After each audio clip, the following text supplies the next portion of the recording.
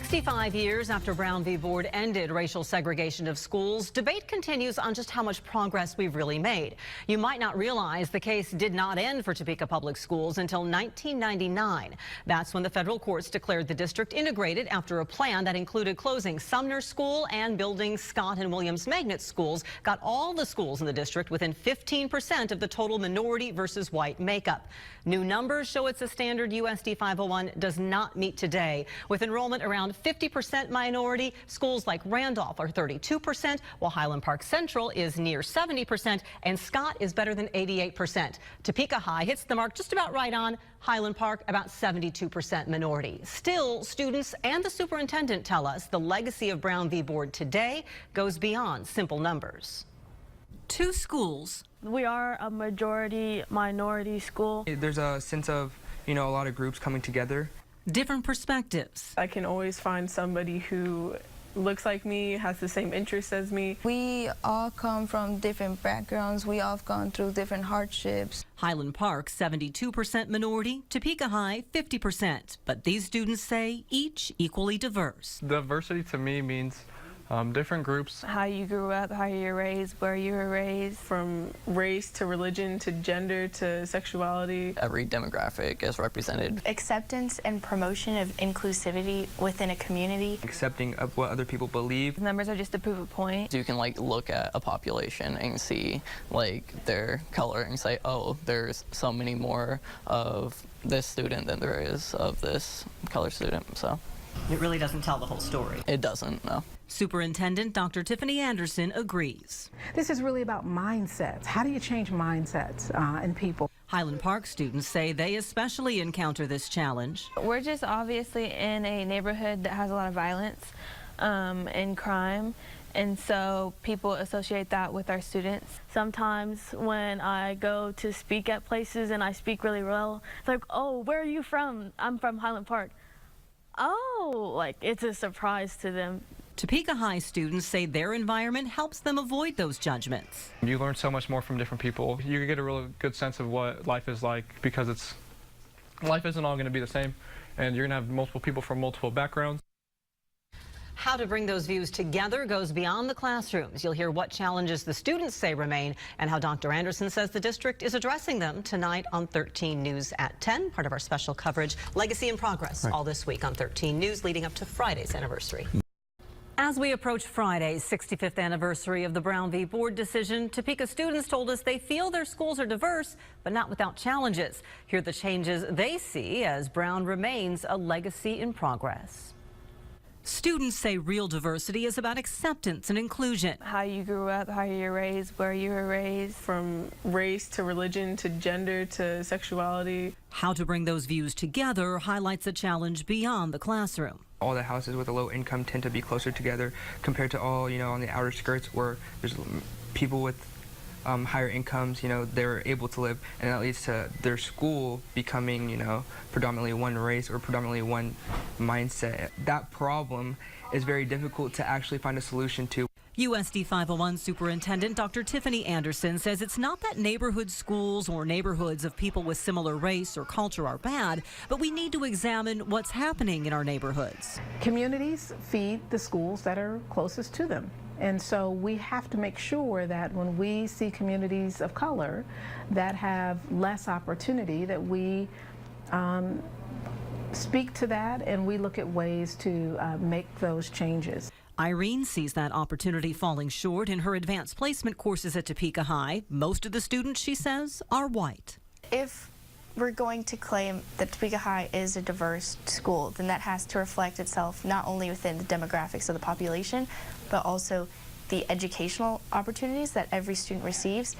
And if we are seeing that diversity fails at this higher level of course load, then that is something that is problematic. Dr. Anderson says students are helped by no longer having to pay to take the ACT college entrance exam. Plus, AP courses themselves do not have fees, and they have a scholarship fund to help assist students with fees required for testing to earn college credit. And Dr. Anderson says staff must encourage students. Sometimes the confidence level isn't there, and sometimes because they don't see other students that look like them. We have to change that. We really, at the earliest of levels, have to challenge all of our students at the highest level and show them possibility. But students say the staff itself is a work in progress. There's more of one race of teachers, which is white. 87% of USD 501's administrators and certified staff, including teachers and counselors, are white. It's important to me to, just to maybe have someone to look up to that, kind of does look like me. I think it's important that we have somebody who we can rely on, who would understand our culture and our background and understand how our family works. Anderson admits it's a concern. The district is now recruiting from foreign countries and among its own graduates. Plus, for the past 3 years, they've partnered with a group to train teachers on cultural issues. Understanding that we don't look for people to be colorblind. We want you to be color conscious. An effort students have noticed. I don't think the ethnicity of the teacher matters. I just think that they have to know what they're coming into and know how to communicate with us well. They have to have a diverse mindset. Students changing mindsets are giving them opportunities once thought impossible. I want to be able to go to college and continue pursuing a higher education, and none of my family members have ever been able to go to college. And they see the future of Brown v. Board in themselves. I feel like that just places more responsibility on us to continue improving the status quo. It's not perfect, and we need to keep striving. I am a part of this movement. There's still a barrier there, and we need to knock that barrier down. A lot of honest discussion from the students. Loved talking to them. You can hear their views on their school's diversity on WIBW.com. I went to McKinley Elementary from kindergarten to 6th. I went to Buchanan and had a wonderful experience. I attended Monroe Elementary School. Palmer Blackwell, Victoria Lawton Benson, and Alice Lee each attended one of 4 all-black elementary schools in Topeka. They often had to travel further to get to school, even though another one was closer. It was about 3 blocks further for me to go than the school called Van Buren, which was a white school. Some, like Blackwell, heavily relied on the teachers. The teacher, Mrs. Monroe, would come to my house and pick me up and take me to school. They were more like family than teachers. They lived in our neighborhoods, went to the same churches. However, they said this was all normal for them at the time. We never talked about, I never talked about it because we were just, that's the way it was. A youngster like me, it really didn't mean that much to me because I played with everybody in the neighborhood. We was all friends, and I didn't know anything about none of that stuff. They can still clearly remember those around them. This one is still working at the library, and she's one of my best friends. I even remember Mr. McDonald, the janitor. I can see him today, and I'm soon be 80. So some good memories. Ms. Williams, Ethel Williams, it was our principal, and Miss Harmon. I remember all of them. I remember our principal, Mrs. Montgomery. She always had gray suits on with the padded shoulders out here. And she's always standing at the top of the stairs with her hands on her hips. Today, some of their schools look very different. Buchanan is now home to several organizations. McKinley is vacant. Now, as an old man, every now and then I'll go over there and just sit there and look at the old building. And Monroe is now the Brown v. Board of Education National Historic Site. And Lee says some areas never changed. The same doors on the different rooms are still there. And the stairway is still the same. And of course, we didn't have an elevator back then. All 3 said they wouldn't have had it any other way. I'm very proud and grateful, and I learned, and so I like it just like it was. I wouldn't change that for anything because that was my foundation. From the Little Rock Nine to Ruby Bridges in Louisiana, each is part of the story and history of desegregating our nation's public schools. What do you have to say about this now? We're very happy about it. In Topeka, that story involved Sumner Elementary. You cannot tell the complete story without talking about Sumner. Sumner was one of Topeka's all-white schools and where Oliver Brown tried to enroll his daughter, Linda. 65 years after the Supreme Court's Brown versus Board decision made it possible, Sumner is fading away.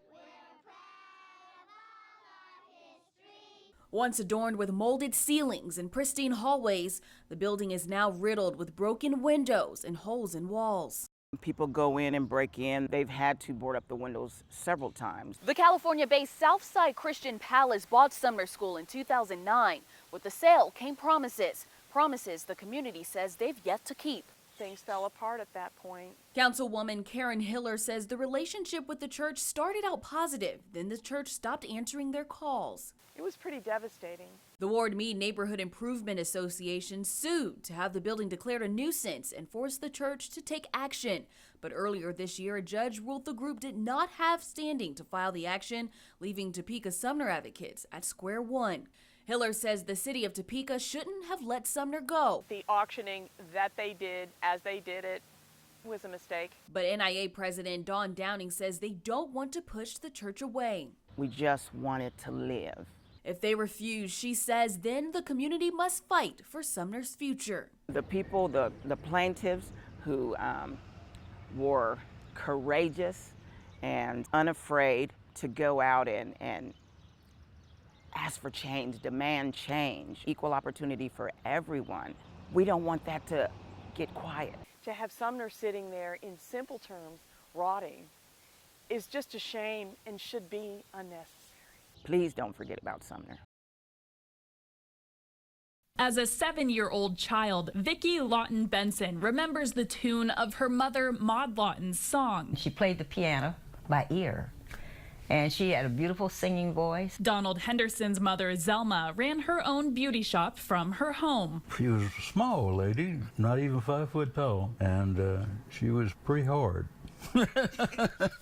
I have to say that because the way she raised me, you know, she was pretty hard. Donald and Vicki enjoyed going to school. They remember their teachers fondly. I remember Miss McBriar. She used to like to eat my tuna fish sandwiches when Mother sent my lunch and it had tuna salad in it. Mrs. Muxlow. Her husband was the principal then. One of the only ones I remember because she was so nice. On the weekends, Donald and Vicki said all the children would come together to play. I lived in a diverse neighborhood already, and I had white friends even before I started going to the white school. But when Monday morning came, under Kansas law, Donald and Vicki couldn't go to school with them. They made the trip to their separate, segregated elementary schools in Topeka, Donald at McKinley and Vicki at Buchanan. As we walked, we picked up all the other kids and we walked together. Demanding to outlaw segregation in America's public schools, Zelma and Maud stepped up as 2 of the 13 plaintiffs to represent their children in a lawsuit. Brown versus the Board of Education. It was a secret. I mean, I had no idea.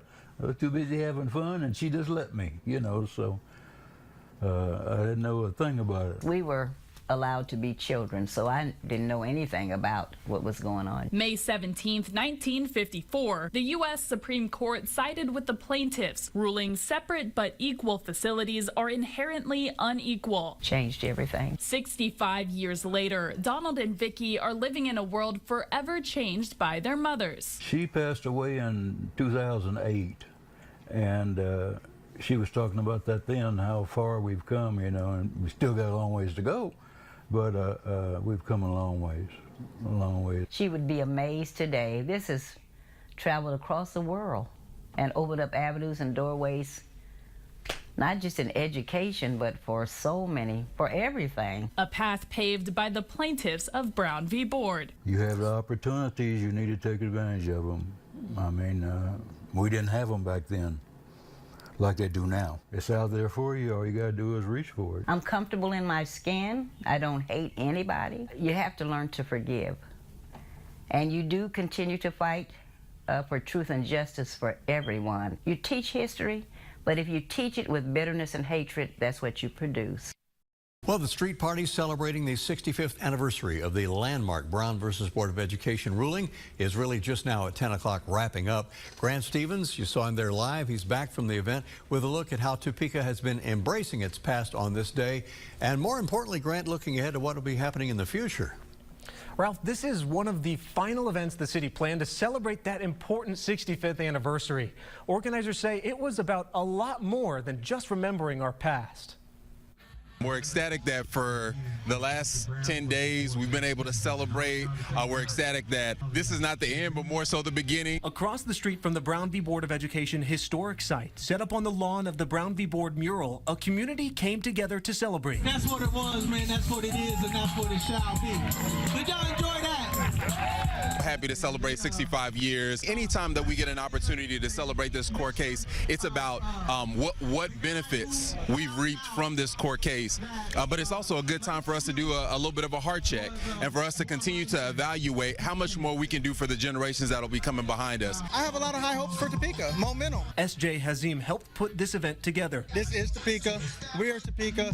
And we just got to embrace that. The event serves as a celebration of the past, but also a reminder to keep working on our future. Part of this was titled Unfinished Business, in part because we feel like there's a lot more that we can dialogue about as a community. This book is unfinished. It's still being written right now by us.